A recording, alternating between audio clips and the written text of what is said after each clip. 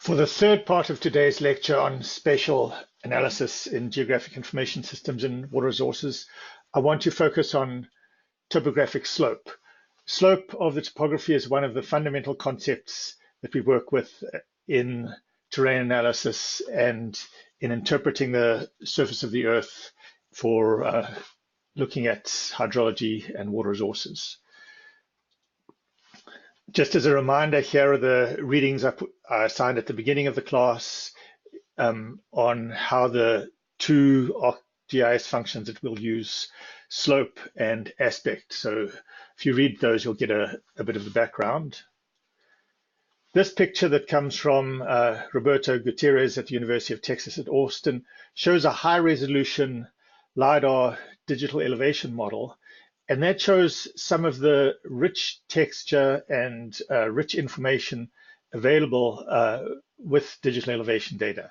And analysis of surfaces like this really allows us to understand how water moves over the land surface, which is important for a lot of hydrology. So the topographic slope can be defined or represented by one of the following. The first is the surface derivative. So if you think of it being given a surface z with x and y, you might evaluate the derivative dz by dx and dz by dy to get the slope in two directions. Another way to represent it is as a vector with x and y components. So really the dz dx is the x component and the dz dy is the y component. So you've got two components. Once you've got two components, you can actually represent a vector as a magnitude and a direction. So you could take either of those two representations above and represent the slope and the aspect as the magnitude and the direction. So what I've depicted on the picture above is topography represented with contours, and then the red line shows the downward slope towards the stream perpendicular to the contours. And often we're trying to quantify that.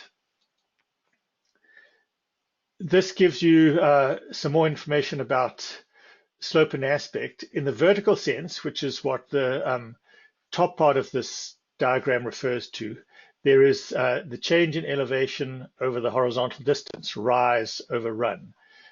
And that can be used to represent slope either as a percentage or a fraction, which is just the ratio rise to run multiplied by 100 if it's percentage, or as an angle, in which case the rise over run is the tangent of the angle, or the angle is the arctangent of rise over run. That gives you the magnitude of the slope in the upslope or downslope direction. The next quantity involved is the direction of the slope, or the aspect. And by convention, we measure aspect clockwise from north in the downslope direction. So this big black arrow here would represent the downslope direction, this angle alpha, the direction from north. And based on the delta x and delta y, the x and y components of the slope, you can work out what that angle alpha is. Now there's a number of different ways slope is calculated. First I'll talk about how the ArcGIS slope tool works. And I refer to this as a derivative slope because it's based on calculating derivatives. If you think of a set of 9 grid cells, we're interested in the slope at the center grid cell E, and it needs to look at the neighboring grid cells and their elevations to work out the slope, recognizing a slope is fundamentally a quantity that's related to elevation at a point and the elevation at nearby points. So if we take the A, B, C through to I, represented in the top left, as elevation values on this grid, and I've tried at the bottom show it in 3 dimensions, You can think of calculating the horizontal or the slope in the x direction from A to C as the elevation at A minus the elevation at C divided by the distance between A and C, and that would be twice times the cell size, 2 delta. Similarly, from D to F, it's D minus F divided by 2 delta. Those are common central difference, finite difference approximations for a derivative or slope. And then similarly from G to I, it's G minus I divided by 2 delta. The way that the ArcGIS slope tool works is it averages those 3 slope quantities, and it uses effectively a weighted average where it uses the A minus C1 as a weight of 1, the D minus F1 as a weight of 2, and the G minus 2I1 as a weight of 1. So it basically first averages these two, then it averages those two, then it averages them together, which is what's done up there. And if you simplify that expression, you get the term for dz by dx as A plus 2D plus G minus C minus 2F plus I over 8 delta. Similarly, you can work in the y direction and get the derivative slope as G plus 2H plus I minus A plus 2B plus C over 8 delta. Then the magnitude of the slope is evaluated using Pythagoras theorem as sum of squares. So then we need to get the aspect from the steepest downslope direction. So if we think of delta y as the slope in the y direction, dz by dy, that we calculated on the previous slide, delta x, the dz by dx component, the aspect, or this angle that's depicted there, is the arctangent of dz by dx over dz by dy, or delta x over delta y. Now, depending on whether if delta x and delta y are both positive or both negative, you get the same ratio, but you actually get opposite directions. So there is, you either have to actually look at the individual signs of these manually to resolve it, or you can use the atan2 function, which computers sometimes have, where you specify delta x and delta y directly, and it'll give you that angle. And so sometimes if you're just using a calculator, you might have to add or subtract 180 degrees, and that'll give you the slope or the aspect or the direction of the slope. So here's an example. So here I've put numbers to the elevations A through I, and we're assuming a 30-meter cell size. So the x component of the slope, same formula that we saw previously, putting in the numbers, 80 plus 2 times 69 plus 60, and then 63 plus 2 times 56 plus 48, divide by 8 times 30, we get a value of 0.229. So that's the average slope from right to left, from left to right, going downslope in the x direction. Similarly, in the y direction, it's the G plus 2H plus I minus A plus 2B plus C, and this would be the slope in the bottom to top direction.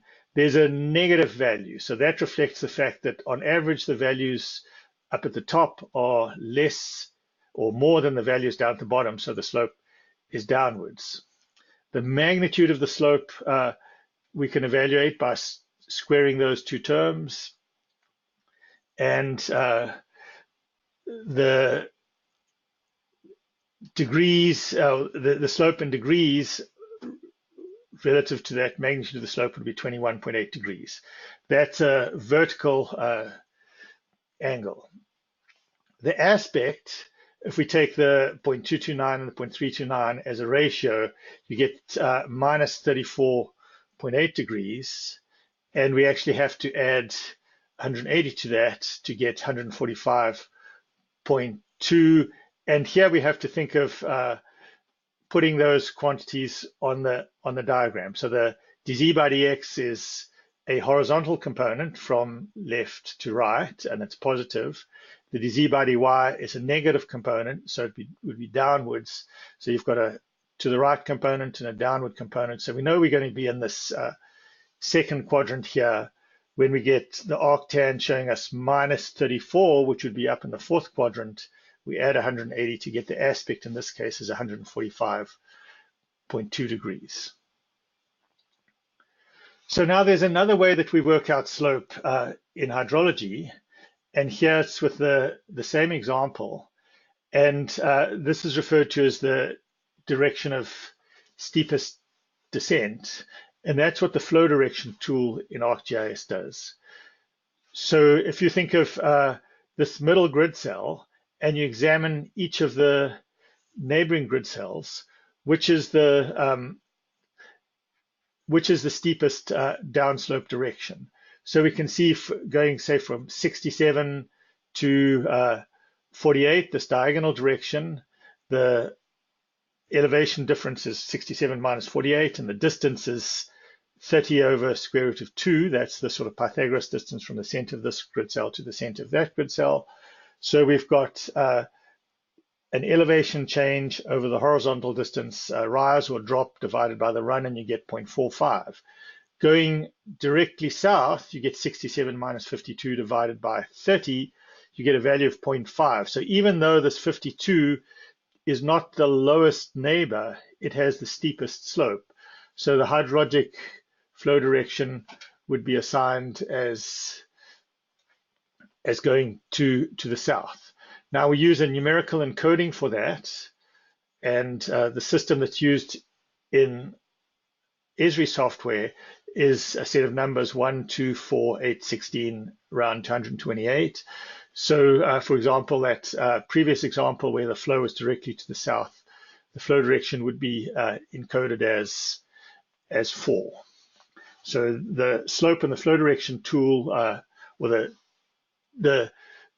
flow direction tool will give you the hydrologic slope or the direction of steepest descent, and it will encode the direction as 4. Now, one of the limitations of this approach is that flow direction can be only one of 8 directions. Previously, when we evaluated the slope from derivatives, we could get an aspect that was any angle between 0 and 360 degrees, effectively on a continuum. This is limited to 8 directions. So for example, if you've got this grid cell that I've got depicted here, and the slope is really perpendicular to the contours, downslope as shown there, it has to pick either this one or that one, and that can introduce bias. So recognizing this, I was working on hydrologic terrain analysis, working out things like slope and contributing area, which lead into the wetness index. And I wanted to avoid this limitation. So I came up with what I called the D infinity algorithm. And that was published in this water resources research paper. And it looks at the slope perpendicular to contours, and it uses the center elevation value and the elevation values around it to work out a steepest downslope direction on each of the 8 triangular facets you get around the center point. So if you think of a center point here, from this point, let's call it 0 to 1 to 2, you've got 3 points that can define a plane, and finding the slope of that plane, you could get a flow direction on that. Do that for the next triangle, do that for the next triangle. Perhaps you find that this third triangle with the center point 3 and 4 has the steepest downslope direction. And once you've worked out what that slope is, the flow is then proportioned based on these angles going between 3 and 4. So that was the general idea. In terms of how you work things out, here I've shown where we have an elevation value Z0 at the middle, Z1 at the side, and Z2 at the diagonal side. If you think of fixing 3 points in space is enough to fix a plane, you might think of if you just have 1 point in space and you have a plane through it, the plane can tilt any way you like. If you have 2 points in space, the plane can tilt about the axis. But once you have 3 points in space and they're not all on a straight line, you have effectively fixed that plane. So the x component of this slope is basically z1 minus z0 divided by delta. The y component of the slope on this triangle is z2 minus z1, because the z2 and the z1 are directly aligned in the y direction. So we can evaluate slope as the sum of the squares of the x component and the y component square root. We can also evaluate the angle as the arctan of z1 minus z2 over z0 minus z1. So that'll give you this alpha angle. With certain elevation values, in fact, quite commonly, you'll get that this alpha 1 doesn't fit within the triangle. And then you choose the steepest direction along the triangle. And often since we're only looking at the downslope directions, if you've got triangles that have elevation values that are higher, or the flows off to the side, then they're ignored, or you pick the steepest downslope direction along one of the triangular edges. So let's look at that in terms of our example. So same set of numbers as we had before. There's the 67, 56, 52, 48, and so on. Here we, in practice, you'd actually evaluate the slope, for each of the triangular facets. In this case, I'm only going to do the one that has the steepest slope, which happens to be this one from E0 to E7 to E8. And you could maybe recognize that because these are the two lowest neighbors. So if you're doing this calculation manually, just by looking at the numbers, you can often hone in on where you need to go. But as a computer, it has to work through all of them. So the angle alpha would then be z7 minus z8 divided by z0 minus z7, and those z's should correspond to these e's here. So you get 14.9 degrees, and the slope, 52 minus 48 and 67 minus 52, you get the slope of 0.517. The 14.9 degrees is actually down here from the 67. It's measured clockwise relative to the outward going edge of the straight edge, not the diagonal edge of the triangle involved. Now, when we were coming up with d infinity, we used the convention that the angles were measured counterclockwise from east, which is the common convention used in calculus. So the angle was actually represented as 270, which is from this point all the way around to there, plus this 14.9. I'll point out that we coded up this algorithm and published it in 1997. ArcGIS has now picked it up, and from the help information, you can see that they describe it. So you can actually use the slope tool in ArcGIS to evaluate these quantities. So just to summarize some of the concepts here, the elevation surface represented by a grid digital elevation model is used to derive slope important for surface flow and other analyses. The standard slope function represents slope based on surface derivatives. The 8-direction 4-point model approximates the surface using 8 discrete grid directions. And the d-infinity vector surface flow model approximates the surface flow as a flow vector from each grid cell apportioned between slope grid cells. In the exercise that we do in the next class, I'll actually ask you to refer to these slides and evaluate for a given set of data the slope by hand, and then use the ArcGIS software to verify your calculations so that you can make sure that we actually understand what the software is doing. Understanding what the software is doing is one of the things I really want to emphasize in this class. You can certainly push the buttons to get results, but knowing what's behind the numbers, I think, is often important in interpreting and using them right. So that's all for this lecture today. Thank you.